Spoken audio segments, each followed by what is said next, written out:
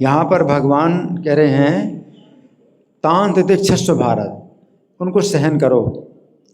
भगवान क्या कह रहे हैं? सहन करो। हाँ, क्या सहन करो? इंद्रियों के जो संपर्क से सुख दुख प्राप्त होते हैं उनको सहन करो, है ना। तो किस प्रकार सहन करो? जैसे कि सर्दी गर्मी सहन किए जाते हैं। अब कलयुग में हमारा शरीर ऐसा है कि सर्दी भी सहन नहीं हो सकती और गर्मी भी सहन नहीं हो सकती। सर्दी में भी जो है हमारा शरीर नष्ट हो जाएगा, है? और गर्मी में भी अगर गर्मी सहन करेंगे तो शरीर नष्ट हो जाएगा। ये पहले के युगों में, कलयुग के पहले के युग में सर्दी में जो है शरीर नष्ट नहीं होता था। शरीर को कष्ट होता था लेकिन शरीर नष्ट नहीं होता था। इसलिए कोई जो है बड़े धनी परिवार का व्यक्ति है तो सर्दी में जो है वो गर्म कपड़े पहनेगा, है ना। लेकिन जो गरीब हैं उनके पास गर्म कपड़े नहीं होते हैं तो शरीर में जो है वो सर्दी का कष्ट भोगते हैं। कष्ट होता है शरीर का लेकिन नष्ट नहीं होता शरीर। तो इसलिए इस समय जो है जैसे भगवान बता रहे हैं वो संभव नहीं। भगवान कह रहे हैं कि सर्दी की ऋतु आती है, गर्मी ऋतु आती है, उनके वस्त्र वैसे ही सामान्य होते हैं। सर्दी हो या गर्मी हो उनके शरीर में वही होता है, जो एक धोती रहता है और एक जो है ऊपर जो है कुर्ता भी नहीं होता, बस एक उत्तरी उसको बोलते हैं, जिसको आप अंगोछा बोलें या क्या बोलते हैं आप लोग, है ना, उत्तरी, है ना, तो पट्टा बोलें, हैं, बस कुर्ता भी नहीं। सिलाई की मशीन नहीं होती थी तो सिलाई कपड़े की सिलाई करना हाथ से बड़ा परिश्रम होता था, तो लोग जो है बिना सिले कपड़े भी पहनते थे। तो सर्दी में जो है मतलब वही कपड़ा जो गर्मी में कपड़ा, कुछ भी मतलब वो नहीं होता था उनके पास कि सर्दी की आएगी तो अब ये हीटर चाहिए, है ना, और जो है क्या क्या चाहिए। आजकल सर्दी में कितनी चीज़ें मतलब होती हैं कि गर्माहट पैदा करने के लिए, और गर्म कपड़े भी कितनी तरह के गर्म कपड़े होते हैं। कुछ नहीं होता था, फैक्ट्री होती नहीं थी। तो अगर कुछ सर्दी में जो बड़े आदमी होते थे तो सर्दी में जो है कंबल ओढ़ते थे या शॉल कुछ ओढ़ते थे, तो बस वही होता था। और मतलब सर्दी में कोट और पैंट वगैरह कुछ नहीं होता था। और जो लोग तपस्या करते थे तो सर्दी में और विशेष ज़्यादा वो सर्दी सहन करते थे। कष्ट होता था, इसमें बहुत कष्ट होता था लेकिन शरीर नष्ट नहीं होता था। सर्दी में क्या करते थे वे कि पानी में खड़े होकर के गले तक जो है वो पानी में खड़े रहते हैं सर्दी के दिनों में। और गर्मी के दिनों में क्या करते थे कि और गर्मी कैसी गर्मी कि जो है तेज़ धूप में बैठे हैं, ऊपर से तेज़ धूप और नीचे ज़मीन गर्म। ज़मीन में कोई आसन में कुछ नहीं बिछा रहे हैं, ज़मीन गर्म, नंगी ज़मीन में बैठे, तो ऊपर की सूरज की गर्मी और नीचे तपी है ज़मीन। तो दो प्रकार की अग्नि तो यह हो गई। और तीसरी प्रकार की अग्नि क्या है? चारों तरफ आग का घेरा और गर्मी में, और तीसरी प्रकार की गर्मी ये हो गई आग का घेरा, है ना। तो 3 गर्मी हो गई। फिर चौथी गर्मी भूख की गर्मी, भूखी गर्मी, तो भोजन नहीं करते, भूख सहन करते हैं, वो भूख की गर्मी चौथी गर्मी। और 5वीं गर्मी प्यास की गर्मी, पानी भी नहीं पीते। अब आजकल कोई ऐसा करे तो मर जाएगा, जीवित नहीं रहेगा। लेकिन पहले के युगों में क्या है, ऐसा कष्ट होता था, है? तो तपस्वी लोग जो है इस प्रकार से गर्मियों में पंचाग्नि तपते थे। उसको 5 प्रकार की अग्नि बोलते हैं। गर्मी में पंचाग्नि तपते थे और सर्दी में क्या करते थे? पानी में गले तक डूबे रहते, है ना। और बरसात में पूरी वर्षा की जो बौछार है वो खुले मैदान में बैठे वर्षा को सहन करते हैं। तो जाड़ा गर्मी बरसात, और शरीर कभी नष्ट नहीं होता इससे। अब कलयुग का शरीर इस प्रकार का है कि थोड़ी सी गर्मी है, अगर हो गई तो शुरू हो गई आपकी उल्टियाँ शुरू हो जाएंगी, कुछ ना कुछ हो जाएगा और जो है शरीर फिर आपको चिकित्सा करानी पड़ेगी, और नहीं तो शरीर नष्ट हो जाएगा। और ठंडे में भी थोड़ी ठंड लग गई तो इधर हाथ अकड़ जाता है, ये है ना, पैरालिसिस हो जाता है ना, कितनी कितनी मतलब दिक्कतें होती हैं सर्दी में। तो ये कलयुग का शरीर ऐसा है। इसलिए भगवान जब ये बात बताते हैं कि सर्दी गर्मी को जैसे लोग सहन करते हैं, हाँ, और शरीर का कष्ट अनुभव करते हैं, लेकिन शरीर नष्ट नहीं होता, तो कोई खास इसको जो है वो महत्व नहीं बोलते भाई बहुत ठंड है। अब लोग आजकल के बहुत ठंड है, अभी गर्म कपड़े पहने हैं, और तो अभी कहते बहुत ठंड है, बहुत ठंड है। पहले कोई नहीं बोलता था बहुत ठंड है, कुछ नहीं। कितनी भी ठंड पड़े शरीर नष्ट नहीं होता था, कष्ट होता था, तो तपस्या मान करके वो जो है, और गर्मी, बहुत गर्मी है, बहुत गर्मी है ऐसे बोलते हैं। बहुत गर्मी, कितनी भी गर्मी हो शरीर कभी नष्ट नहीं होगा, बस कष्ट ही केवल होगा। तो भगवान का ये कहना कि सामान्य व्यक्ति भी जो है सर्दी गर्मी को सहन करता है, और उसमें कोई शिकायत नहीं करता कि बहुत सर्दी है या बहुत गर्मी है, कोई शिकायत नहीं करता। विशेष निर्धन लोग जो है ऐसे ही रहते हैं, उनका जो है उसी प्रकार का जीवन होता है, चाहे सर्दी हो चाहे गर्मी हो। वो खुले मैदान में वो बैठते हैं, चलते हैं, फिरते हैं, तो ठंड में खूब ठंडी हवा लगती है, और गर्मी में बहुत गर्म हवा चलती है, उसमें भी वो जो है अपना पूरा जीवन जो है ऐसे ही बिताते हैं, कुछ शिकायत नहीं करते। तो भगवान ये कह रहे हैं कि जैसे सर्दी में जो है कोई भी शिकायत नहीं करता कि बहुत ठंड सर्दी है, बहुत सर्दी है, गर्मी में कोई शिकायत नहीं करता बहुत गर्मी है, बहुत गर्मी, उसी प्रकार इंद्रियों के विषयों से जो प्राप्त होने वाले सुख दुख हैं उनको भी इसी प्रकार सहन करो, भगवान कह रहे हैं, है ना। तो अब इस समय हमें क्या करना चाहिए सर्दी गर्मी में? सर्दी गर्मी में इस समय हमें क्या करना चाहिए कि बहुत ठंड है तो भी आप कुछ तो सहन करो ठंड, चाहे गर्म पानी में स्नान करके शरीर की रक्षा के लिए, अगर गर्म पानी की आवश्यकता शरीर गर्म पानी में स्नान करो, हाँ, और फिर भी आप जो है मंदिर में आओ और जो है मंगल आरती में भाग लीजिए, क्लास में भाग लीजिए।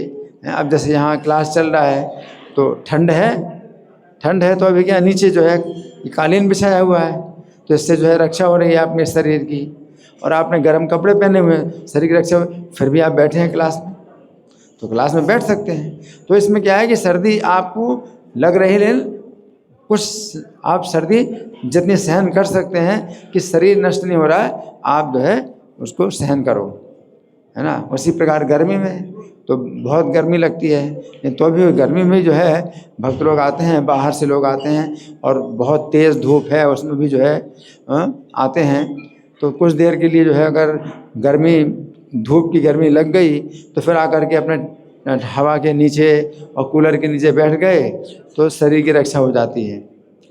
तो अब गर्मी के कारण कई लोग जो है मंदिर नहीं आते हैं, है ना, कि भाई बहुत गर्मी पड़ रही है ना। तो उसमें क्या है, गर्मी पड़ रही तो थोड़ी देर के लिए अगर मान लो आप पैदल चल कर के आए और धूप की जो है आपको गर्मी लगी, फिर मंदिर में आकर के आपको फिर जो है क्या है हवा, ठंडी हवा मिलेगी, कूलर है या एसी है, उससे आप जो है आपकी रक्षा हो जाएगी। तो शरीर की अगर रक्षा हो रही है तो उतना तो सर्दी गर्मी सहन करो, और आपको जो है अपना जो रोज़ का कार्य है जैसे आप करते हैं वैसे आप जो है भजन भी करो, भगवान का भजन भी करो, है ना। तो कहने का मतलब यही है कि सर्दी और गर्मी के कारण हमें जो है अपने भजन को बंद नहीं करना चाहिए, है ना। और इंद्रियों के जो विषय हैं वो हमें सुख दुख प्रदान करते हैं। अब सुख दुख क्या प्रदान करते हैं, जैसे मान लो आप आँखों से देखते हैं आप, हैं, तो किसी को हम देखते हैं तो भाई बड़ा सुंदर रूप है, और किसी को देखते हैं कि कुरूप है ना, और जो है बड़ा जो है नफरत भी होती है, किसी को देख कर के बड़ी नफरत भी होती है कि शरीर में जो है उसके कुछ घाव बने हैं, या घाव से में जो है मान लो वो निकल रहा है ना, कुछ मवाद निकल रहा है, देखने में बड़ी घिन लगती है ना। लेकिन आपको जो है सहन करना चाहिए, जैसे चैतन्य महाप्रभु, तो चैतन्य महाप्रभु जो है जगन्नाथपुरी में जब रहते थे तो सनातन गोस्वामी वो जो है चैतन्य महाप्रभु से मिलने के लिए जगन्नाथपुरी आए। तो रास्ते में अब क्या है कि रास्ते में कोई भी कुआं, कोई कुंड जो है या सरोवर मिले तो पानी पीना पड़ता था। पहले वही पानी पीना पड़ता है जो सरोवर में और कुएं में मिले, कोई कुंड में मिले वही पानी पीना पड़ता था। और वो पानी जो है कुछ ऐसा भी वो दूषित पानी पीना पड़ा उनको कि जिससे उनको शरीर में जो है वो मतलब हो गई, जो उसको कुष्ठ, शरीर में कुष्ठ हो गया और उन शरीर में जो है घाव और उसमें से जो है निकल रहा है मवाद निकल रही, शरीर अशुद्ध है, जो श्राव है वो उनके शरीर से हो रहा है। और चैतन्य महाप्रभु सनातन गोस्वामी को देख करके है ना, उन्होंने बिल्कुल विचार नहीं किया कि शरीर में जो है क्या है मवाद निकल रही है, और चैतन्य महाप्रभु सनातन गोस्वामी का आलिंगन कर रहे हैं। अभी क्या है, ये एक उदाहरण है कि आपके आँखों से जो है देखने में किसी व्यक्ति का जो है शरीर बड़ा अशुद्ध लगता है और बड़ा जो है वो लगता है कुरूप लगता है, जो कि देखने की इच्छा नहीं होती। लेकिन अगर उसके अंदर भक्ति है तो हमें उसका आदर करना चाहिए, हमें उसका आदर करना चाहिए है। और भगवान चैतन्य ने जो है ये शिक्षा दी। और सनातन जो है इस बात से बड़े दुखी होते थे कि भगवान का इतना पवित्र शरीर है और मेरे शरीर के मवाद से उनके शरीर में मवाद लग जाती है और जो है वे मुझे आलिंगन कर रहे हैं। तो सनातन जो है पीछे हटते हैं, प्रभु मुझे आलिंगन मत करिए, मुझे आलिंगन मत करिए, मैं बहुत अशुद्ध हूँ, मैं बहुत अशुद्ध हूँ। लेकिन भगवान जो है मानते नहीं और सनातन गोस्वामी का आलिंगन करते हैं, है ना। तो बड़ा जो है उनको लगता है कि मेरा तो बड़ा अपराध हो रहा है, भगवान का शरीर जो है उसमें मवाद लग रही। और भगवान चैतन्य क्या कहते हैं, भगवान चैतन्य कहते हैं कि अगर मैं तुम्हारे शरीर को देख करके नफरत करूंगा तो कृष्ण मुझसे रुष्ट हो जाएंगे, कृष्ण मुझसे रुष्ट हो जाएंगे। इसका मतलब क्या है, कृष्ण की प्रसन्नता के लिए आपके इंद्रियों में अगर मान लो कुछ है कष्ट हो रहा है, इंद्रियों को बड़ा कष्ट हो रहा है देखने में, मतलब कितना, अब आपके शरीर में मान लो वो अशुद्ध है, कुछ जो है श्राव निकल रहा है और मैं आपको आलिंगन करूं तो पूरे शरीर में अशुद्ध हो जाएगा। तो मैं क्या कहूँ, अरे भैया दूर रहो, दूर रहो, आपके शरीर में जो है ये सब घाव है और घाव के जो है जो उसमें है वो श्राव है, मुझे लग जाएगा, दूर रहो, दूर रहो ऐसे। और इतना भी कह करके बल्कि मैं ऐसे गुस्से में बोलूँगा, ए पास में नहीं आना, मुझे नहीं छूना, तो और अपराध हो गया, और अपराध हो गया। कि कोई भक्त है अगर, और भक्ति के शरीर में अगर मान लो कुछ ऐसे जो है शरीर में कुछ ऐसा मतलब दोष आ जाए तो हमें जो है नफरत नहीं करना चाहिए। तो भगवान यहाँ पर कह रहे हैं कि वो इंद्रियों के जो है विषयों से जो हमें सुख दुख होते हैं, नफरत और कभी राग और द्वेष होता है। जिस किसी ने अपने शरीर में बड़ी इत्र लगाया हुआ है तो आप जो है उसके पास जाते हैं तो महक आती है, तो बड़ा अच्छा लगता है, भाई आप हमेशा बैठे रहो हमारे पास, बड़े आपके शरीर से बड़ी महक आ रही। और कोई व्यक्ति है उसके शरीर से दुर्गंध आ रही है, और पसीना है दुर्गंध आ रही, दुर्गंध आ रही है ना। तो मतलब ऐसे कुछ महात्माओं के सत्संग में मतलब ऐसा था कि एक जो है भक्त ऐसा भी आया जो खेत में काम करते करते आया, और गर्मी का समय था, खेत में काम करते करते आया तो पूरे शरीर में पसीना था और पसीने की बदबू आ रही। उस कमरे में जब आए तो सब संत लोग बैठे हुए कमरे में हैं, पंखा तो होता नहीं था, कि एग्जॉस्ट फैन तो होता नहीं था कि भाई जो बदबू, हवा की बदबू है निकल जाए। तो जैसे ही वो आया भक्त जो कि किसान था, खेत में काम करते करते आया और शरीर में की बदबू से पूरा जो कमरा है वो बदबू से भर गया, बदबू से भर गया। लेकिन उसके जो मतलब आचार्य थे, बड़े महान आचार्य थे, उन्होंने बड़ा स्वागत किया, आइए आइए आइए, हैं आइए पटेल जी आइए आइए, हैं आपका स्वागत है। सब लोगों को लगा कि अरे बड़ी शिक्षा मिली। इतनी बदबू आ रही है उनके शरीर से, इतनी बदबू आ रही है। और उनका जो है, जो महान आचार्य हैं वो स्वागत कर रहे हैं, आइए आइए आपका स्वागत है, बड़ी खुशी हुई आपसे मिलकर के, बड़ी खुशी हुई आपके आगमन से, हमारा जो है ये कमरा पवित्र हो गया। तो बदबू हो गई, पूरे कमरे में बदबू पैदा हो गई। और हम क्या कहते हैं, आपके आगमन से हमारी आंखें पवित्र हो गई, आपके आने से जो है हमारा कमरा पवित्र हो गया। तो वो भगवान की प्रसन्नता के लिए आपको ऐसा भी करना पड़ेगा, ऐसा भी करना पड़ेगा। ये कितनी बदबू आ रही है ना, लेकिन उसको सहन करो, है ना। तो इस प्रकार से आँखों के द्वारा नासिका में बदबू आ रही, लेकिन आपको जो है सहन करना है ना।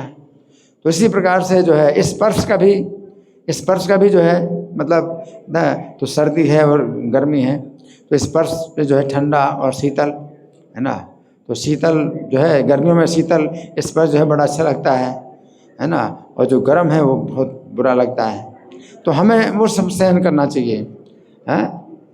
तो स्रोत सुनने के लिए, सुनने में मान लीजिए कि कोई जो है भक्त है और वो भगवान का भजन गा रहा है और उसके अंदर बड़ा भाव है, या आवाज़ उसकी जो है अगर मान लो कुछ मधुर आवाज़ नहीं है, उसकी आवाज़ में जो है उतनी मधुरता नहीं है, लेकिन तो भी आपको आदर करना चाहिए कि ये भक्त है और ये भगवान इससे प्रसन्न हो रहे हैं, चाहे इसकी आवाज़ में मधुरता नहीं हो तो भी इसकी आवाज़ से भगवान प्रसन्न हो रहे हैं। तो इसलिए हमें आदर करना चाहिए उनका। और जैसे मान लीजिए कोई बहुत अच्छे गायक हैं, वो भजन गा रहे हैं, वो बड़ा अच्छे मधुर संगीत के साथ भजन गा रहे हैं, लेकिन उसका चरित्र जो है अच्छा नहीं।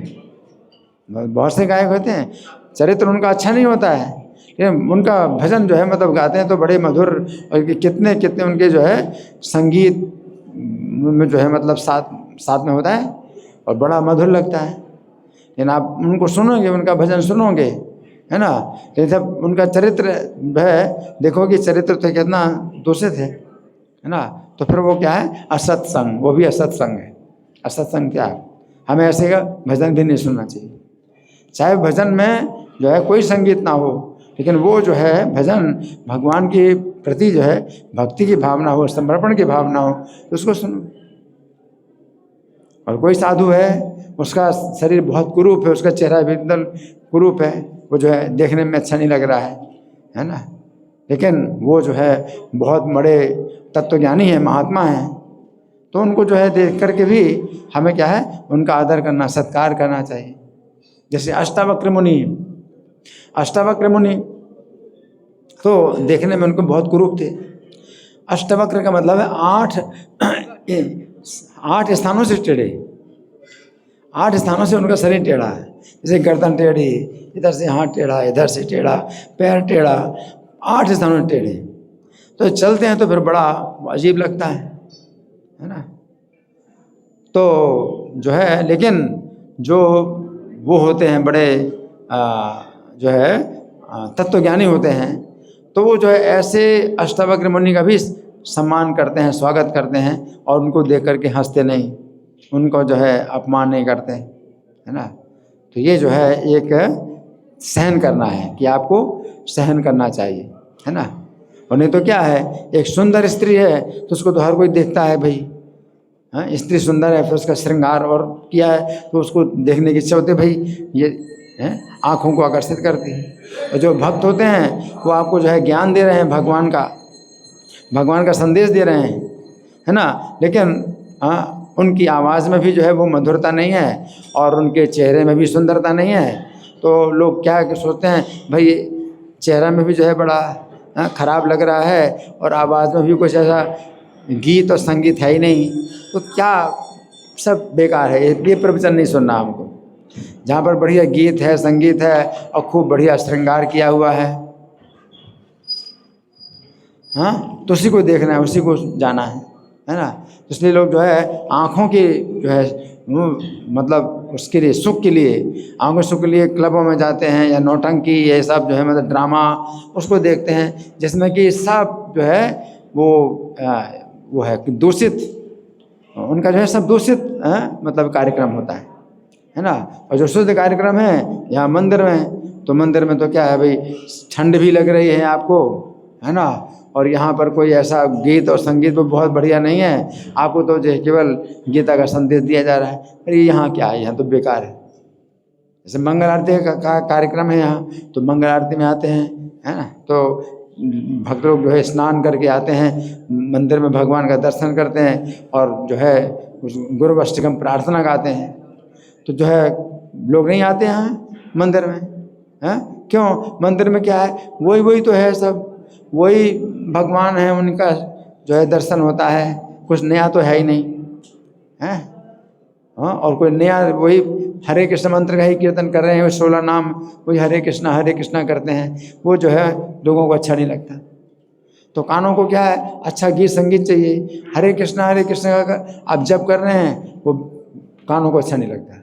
अरे हरे कृष्णा उसी को जप करते हो, उसी को ही बार बार दोहराते रहते हो, हरे कृष्णा, तो कानों के क्या है, वो नहीं लगता। कानों को हमें चाहिए कि भाई अच्छा फिल्मी गाने सुनो, बहुत बढ़िया है कानों के लिए। तो उसमें क्या है कि भगवान ही कह रहे हैं कि इन सबको सहन करो, इनको सहन करो कि आपके कानों को अच्छा नहीं लग रहा है। इन हरे कृष्ण का जप तो ये आपको शुद्ध करेगा, आपकी चेतना शुद्ध करेगा, आपको पापों से मुक्त करेगा। तो ये हरे कृष्ण का जाप अच्छा नहीं लगता है, लेकिन तो भी आप उसको सहन करो और उसको आदर करो। कोई दवाई कड़वी लगती है ना, तो आदरपूर्वक आप दवाई खाते हो, है ना। तो अगर आपके पास बुद्धि है तो आप बीमारी को समझ करके आप कड़वी दवाई का आदर करते हो। लेकिन जो अज्ञानी है और जो मूर्ख है तो वो कड़वी दवाई को नहीं खाता, कहते दवाई कड़वी है, दवाई कड़वी है, तो वो समझता नहीं कि ये कड़वी दवाई है, लेकिन इसकी बीमारी ठीक होगी। तो इसी प्रकार से हरे कृष्ण मंत्र है, अगर मान लो उतना मीठा नहीं लगता है और कड़वा लगता है, तो भी आपको समझना चाहिए कि आपकी बीमारी कितनी कड़वी है। जन्म मरण बुढ़ापा बीमारी के कष्ट जो आप भोग रहे हैं, ये कितना कष्टकारक है।